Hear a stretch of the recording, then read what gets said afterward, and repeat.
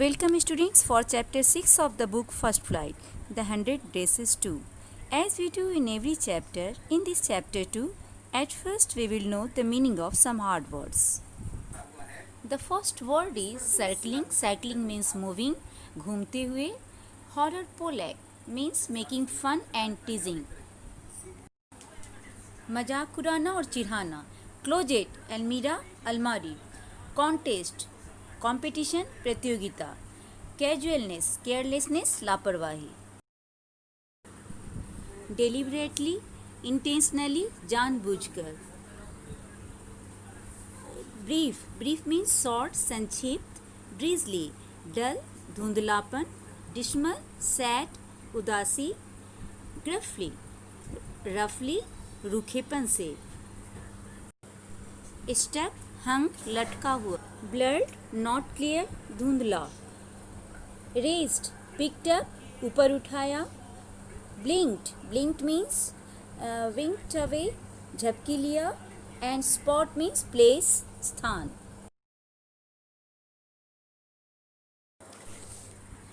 In chapter 5 we had read about Wanda Petronsky that she had won the contest, but she was being absent in the school for few days. What had happened then? We will read in this chapter. While the class was circling the room, the monitor from the principal's office brought Miss Mason a note.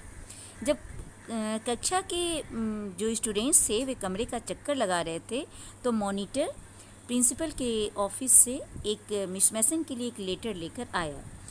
Miss Mason read it several times and studied it thoughtfully for a while. Miss Mason ने उस letter को कई बार पढ़ा, ऐसे जैसे थोड़ी विचारणीय अंदाज में. Then she clapped her hand. पढ़ने के बाद वे अपनी तालियां बजाती हैं. Attention class, everyone back to their seat. फिर बच्चों को कहती हैं कि बच्चे ध्यान दें, हर कोई अपनी सीट पर वापस चले जाएं. When the shuffling of feet had stopped and the room was still and quiet, Miss Mason said, I have a letter from Wanda's father that I want to read to you. जब पैरों की जो चहलकदमी है, थपथपाहट बंद हो गई और कमरा शांत हो गया तो मिस मेसन ने कहा कि मेरे पास वांडा के पिता का एक पत्र है जो मैं आपको पढ़कर सुनाना चाहती हूँ. Miss mason stood there a moment and the silence in the room grew tense and expectant. Miss mason एक क्षण के लिए वहाँ खड़ी रहीं तो उस समय कमरे की खामोशी काफ़ी गंभीर हो गई.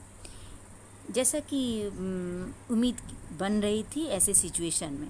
The teacher adjusted her glasses slowly and deliberately. उन्होंने डिलिबरेटली मीन्स जानबूझकर अपने चश्मे को एडजस्ट किया, सही किया. Her manner indicated that what was coming this letter from Wanda's father was a matter of great importance.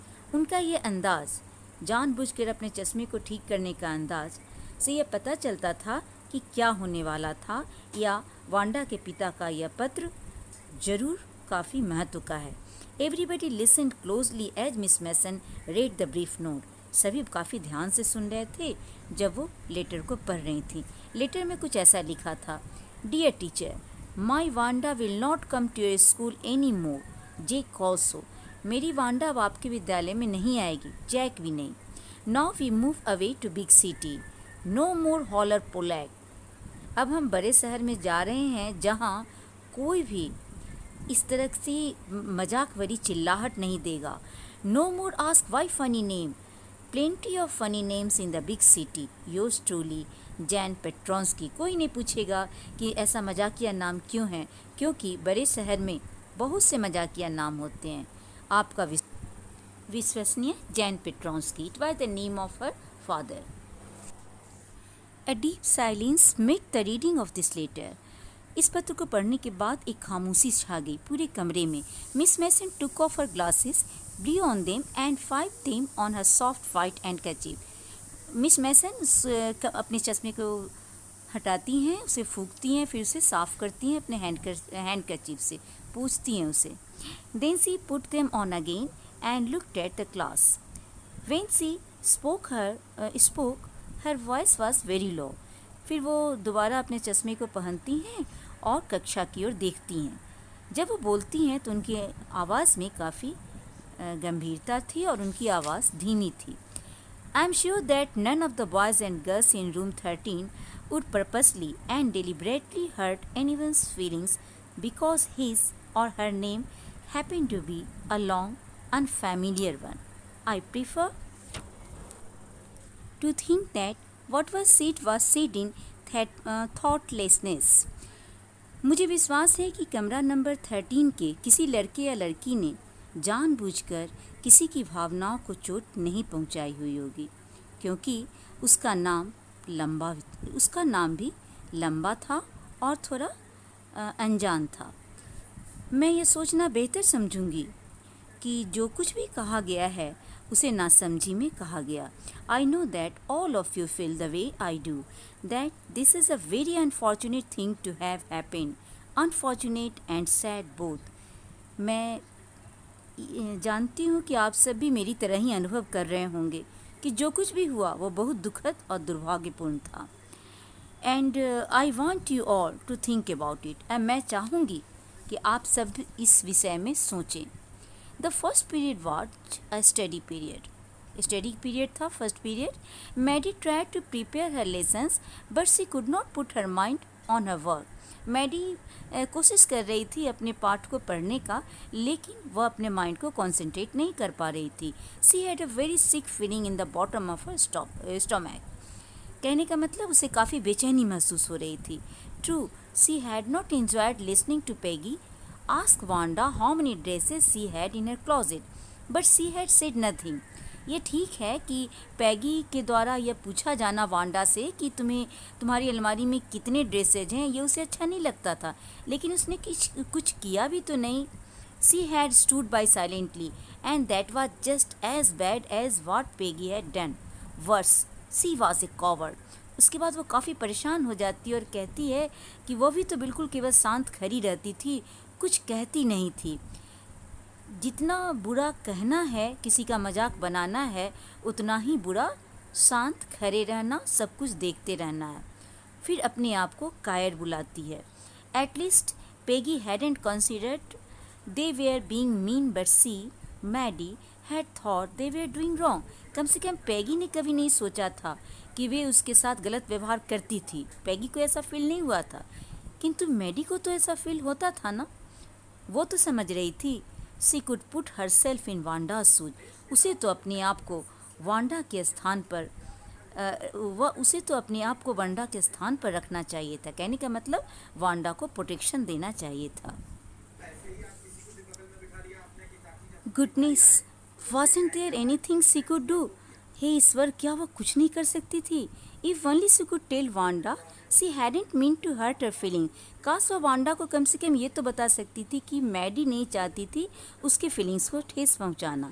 She turned around and stole a glance at Peggy, but Peggy did not look up. फिर वह Peggy को देखती है, लेकिन Peggy इसे नहीं देख रही होती है। She seemed to be studying hard, क्योंकि वह कड़ी मेहनत कर रही थी। कहने का मतलब ध्यान से पढ़ रही थी। Well, whether Peggy felt badly और not, she Maddie had to do something. चाहे पैगी को बुरा लगे या ना लगे, लेकिन मैडी को कुछ करना होगा। This sentence you watch that had been underlined because this is the decision of Maddie. She had to find Wanda Petronski. What was her decision? Her decision was to find Wanda Petronski. वह decide करती है कि उसे Wanda पेट्रोंस्की को ढूंढना होगा। Maybe she had not yet moved away. हो सकता है वह अभी नहीं गई होगी। Maybe Peggy would climb the heights with her and they would tell Wanda she had won the contest, that they thought she was smart and the 100 dresses were beautiful. हो सकता है कहीं पेगी भी उसके साथ बॉगिंस height की ओर चले और वे दोनों मिलकर वांडा को ये बता दें कि वह कॉन्टेस्ट वांडा पेट्रोंस्की ने जीता है और वह एक स्मार्ट लड़की है। साथ ही उसके जो 100 ड्रेसेस थे जो उसने बनाए थे वे काफ़ी सुंदर थे। कहने का मतलब कि मैडी अपने आप को कंसोल कर रही थी। Maddie by herself making herself very satisfied by thinking such type of thoughts regarding Wanda Petronsky.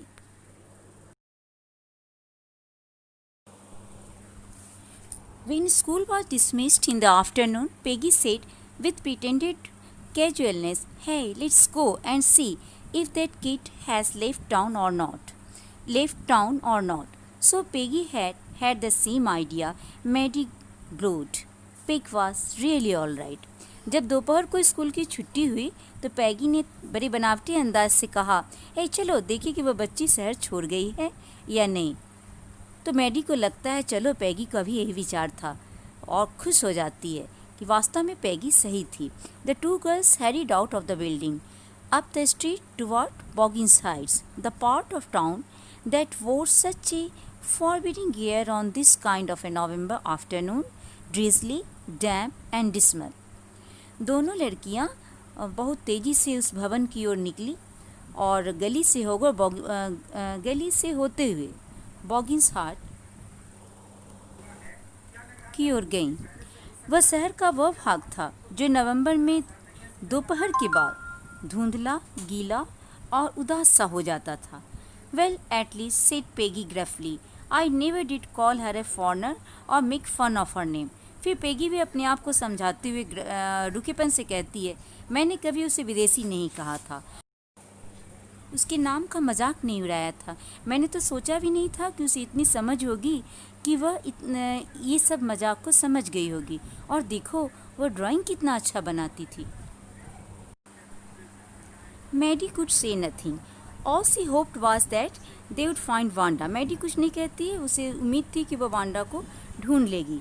C wanted to tell her that they were sorry they had picked on her and how wonderful the whole school thought she was and please not to move away and everybody would be nice. वह बार बार उससे request करना चाहती थी कि वह उस जगह को छोड़कर ना जाए, साथ ही उसे सॉरी कहना चाहती थी और उसकी ड्राइंग की तारीफ़ करना चाहती थी, साथ ही यह भी बताना चाहती थी कि सभी उसके ड्राइंग की तारीफ़ कर रहे हैं। She and Peggy would fight anybody who was not nice. अब यदि कोई भी उसके साथ अच्छा व्यवहार नहीं करेगा तो वह और पैगी उसके लिए उन लोगों से लड़ेगी जो उसको अच्छा व्यवहार नहीं देंगी। The two girls hurried on. दोनों लड़कियां जल्दी से आगे बढ़ती है। They hope to get to the top of the hill before dark, क्योंकि वह अंधेरे होने से पहले ही वहाँ पहुँचना चाहती थी। I think that's where the Petronski live and said Maddie pointing to a little white house. Maddie एक सफ़ेद घर की ओर इशारा करते हुए कहती है, मुझे लगता है, मैं सोचती हूँ कि that is where the Petronski live, कि वह घर जो है इसी घर में वांडा पेट्रॉन्स्की रहती होगी। Wisps of old grass stuck up here and there along the pathway like thin kittens. पुराने घास के तिनके या छोटे छोटे जो बंडल बनते हैं ना, वो यहाँ वहाँ रोड पर ऐसे पड़े थे जैसे कि छोटी बिल्ली के बच्चे हों। The house and its sparse little yard looked shabby but clean. घर और छोटा सा आंगन वो भद्दा तो ज़रूर लग रहा था दिखने में, किंतु साफ। It reminded Maddie of Wanda's one dress, her faded blue cotton dress, shabby but clean. वह घर मैडी को वांडा की उस ड्रेस का ध्यान दिलाता है जो कि हमेशा वो पहनती थी, फेडेड ब्लू कॉटन ड्रेस, जो देखने में तो बुरा लगता था, भद्दा लगता था, किंतु साफ दिखता था। There was not a sign of life about the house. Peggy knocked firmly on the door but there was no answer. उस घर को देख के ऐसा लगता था जैसे कि वहाँ कोई लाइफ है ही नहीं, जीवन का कोई चिन्ह नहीं था। पेगी ने मजबूती से दरवाज़ा खटखटाया किंतु कोई उत्तर नहीं मिला। उन्होंने पीछे के दरवाजे को भी नॉक किया, फिर भी कोई रिस्पॉन्स नहीं मिला। There was no doubt about it, the Petronskis were gone. कोई संदेह नहीं था, वे लोग वहाँ से चले गए थे। Could they ever make amends? अब वो कैसे अपनी गलतियों को सुधार पाएंगे? They turned slowly and made their way back down the hill. Well, anyway, said Peggy, she has gone now. So what can we do? वे लोग धीरे से मुड़ी और पहाड़ी से नीचे जाने लगी। तो पैगी ने कहा, अच्छा जो भी हो, अब तो वो जा चुकी है, अब हम लोग क्या कर सकते हैं? Besides, when I was asking her about all her dresses, she probably was getting good ideas for her drawings. फिर वो अपने आप को फिर से समझाने के लिए पेगी कहती है, हम लोगों के क्वेश्चन पूछने के कारण ही उसे इतने आइडियाज़ मिले होंगे, शायद इतने आइडियाज़ मिले होंगे अपने ड्रेसेस बनाने के लिए। She might not even have won the contest otherwise, नहीं तो वो कॉन्टेस्ट नहीं जीत पाती। Maddie turn this idea carefully over in her head, for if there were anything in it, she would not have to feel so badly. Maddie ने विचार सावधानी पूर्वक अपने दिमाग में डाल लिया, क्योंकि यदि उसमें कुछ भी होता तो उसे इतना बुरा महसूस नहीं होता। But that night she could not get to sleep. She thought about Wanda and her faded blue dress and the little house she had lived in. लेकिन उस रात तो उसे नींद नहीं आई, वो केवल वांडा के ड्रेस और उसके मकान के बारे में सोचती रही। And she thought of the glowing picture, those 100 dresses made all lined up in the classroom. और वो उस क्लासरूम में पंक्तिवत सजी हुई वे सभी ड्रेसेस की तस्वीर जो बनी हुई थी, चमकती हुई तस्वीर, वो उसके विषय में सोचती रही।